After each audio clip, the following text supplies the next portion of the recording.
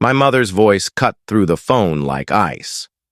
"No need to show up for Thanksgiving," she said, her tone devoid of warmth. I didn't waver. With a faint smile she couldn't see, I replied, "Then don't expect to use my card." That evening, I logged in and stopped the automatic payments for their utilities, groceries, and home loan. Let the chill of their choices remind them who was truly keeping things afloat. Thanksgiving in our family was always more theater than festivity.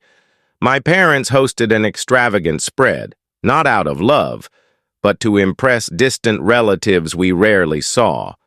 I'd play my part, dressed neatly, staying quiet, nodding when expected. This year felt different. The call came on a Tuesday night. My mother's words were sharp. No pretense, no kindness. "Don't bother showing up for Thanksgiving," she said. I wasn't surprised. The tension had been simmering for months. They'd stopped hiding their disdain when I began questioning the bills I covered. For years, I'd funded their gas, groceries, even their mortgage, silently, without fanfare. It was an unspoken agreement, my money for their grudging approval. But recently, their resentment surfaced. Snide comments about how I thought I was better than them just because I'd built my own success. They didn't view my help as generosity, they saw it as control. When I asked why the grocery bill hit $900 again or why gas was used for joyrides, they bristled. That call was the breaking point. That night, I accessed every auto-pay account and canceled them all. Utilities, groceries, mortgage. I even removed them from my warehouse club membership, not out of spite, but survival. I'd been funding their lifestyle at the cost of my own peace. It wasn't anger driving me, it was clarity. I switched off the lights and pictured the moment they'd notice. The gas pump stopping. The cashier asking for another card. The bank rejecting their mortgage payment. Let the cold show them who was really holding things together. I wasn't cruel. I was done pretending. Their lives were propped up by my silence, and silence was no longer affordable. I expected outrage, but the quiet was louder. 3 days passed with no word. Then a text from my dad. "Bank issue. Grocery card didn't work." I didn't reply. I'd already moved my money to a new account. They had their own incomes. Modest, but enough if they planned carefully. They never did. They lived like my resources were endless because they thought I was endless. That weekend, I drove to a property they didn't know I owned. A small building with 4 apartments, 3 leased, 1 for me. Nothing lavish, just secure. Paid for in cash years ago. I sat by the window, opened my laptop, and started reorganizing my life. New bank accounts.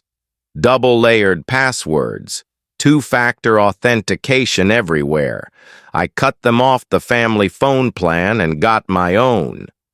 Then I made a long-overdue call to an estate planner, not because I had a fortune, but because I was done letting them assume they could claim what I'd earned. I'd always been the quiet one, the reliable sibling, the one who didn't need help. They never noticed I wasn't naive.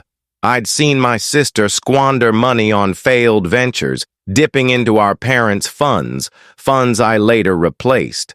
I watched my brother burn through a trust meant for a house. I saw it all. I just stayed silent. Until now. My phone buzzed with a voicemail from my mom. I didn't play it right away. I knew the script.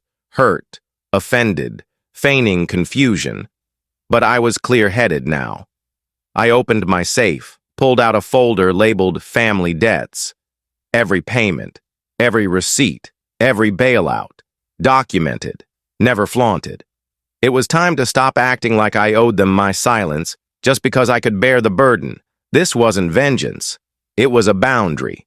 I was done being the invisible provider for a family that saw me as a bank, not a son.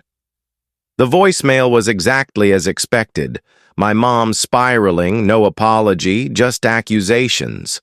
How reckless I was to cancel payments without notice, how heartless, how I was treating them like thieves. Then the guilt. Your father's stressed to the breaking point. We don't know how we'll cover December's bills. Not mortgage or utilities, just bills, like they were drowning in debts I hadn't known about. I didn't call back. A week later, my sister emailed. Short, sharp, hostile. The family was buzzing about how I'd abandoned them. She threw in, "Mom and Dad raised you," as if that entitled them to my savings forever. Then my aunt texted, asking why my parents were struggling. Their version of the story was spreading, painting me as the ungrateful son who turned his back on his poor parents. So I sent one email to the extended family. Subject, "Since you're all asking." Attached was a PDF, a timeline of every payment I'd made for them over 5 years.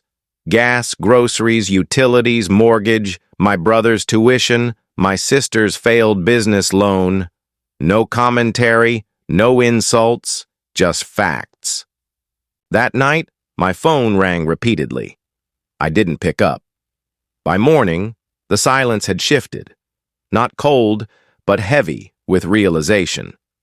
My cousin sent me a screenshot of a group chat I wasn't meant to see. My sister was frantic. My mom was defensive. My dad was silent. That's when I knew the collapse wasn't just financial. It was foundational. Their relationships were built on unspoken debts, always owed to them. Without my support, the cracks showed. People reached out quietly. An uncle thanked me. A cousin invited me for Christmas.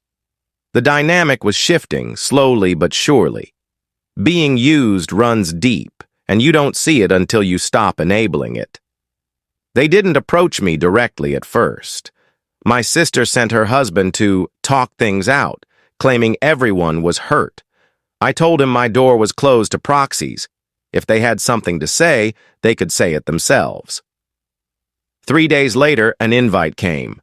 Not for Thanksgiving, that was long gone, but for a family dinner the next Sunday. I knew it was a setup, but I went. Not to justify myself or fix things. I went to face the fracture head-on, steady and unapologetic. The house hadn't changed. Too perfect, too staged.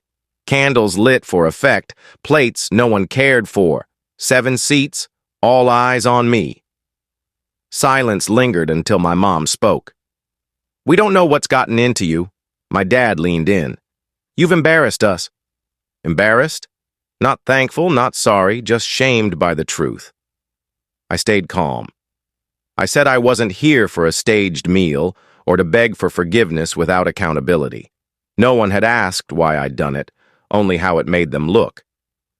I set a folder in front of my dad, hard copies of the same records I'd emailed. I looked at my mom. "You told me not to come for Thanksgiving," I said evenly. "You made the choice. I just followed through." She tried to interrupt, but I continued. I wasn't angry. I was drained.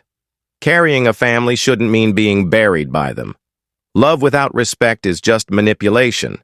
I was done paying for something that never gained value. My sister flushed. My brother looked away. I stood. I told them they could reach out when they were ready to talk like equals, not like people expecting obedience. As I headed for the door, my mom's voice softened. "What happens now?" I paused. "Now you figure out who you are when I'm not paying your way." They didn't call after that. No big fight, no yelling, just quiet. Not their weaponized silence, but something new, uneasy. They didn't know how to function without someone absorbing their chaos. I'd spent years shrinking myself to keep the peace, fixing, funding, cleaning up. But after that night, the weight lifted, not instantly, but noticeably. I slept better. My weekends were free of bank statement reviews or lies about emergency costs. I took a solo trip. No guilt, just calm and space to be myself, untied to their expectations. The extended family mostly stepped back after my email. A few stayed in touch. Some apologized for misjudging me. I wasn't seeking approval, just fairness. No more secrets, no more duties dressed up as love. 3 months later, a letter arrived from my dad. Not a call, a letter. No apology, but no attack either. He said they were managing and admitted they hadn't realized how much they'd leaned on me. No request for money or forgiveness, just an acknowledgement that they understood if I needed space. I didn't reply.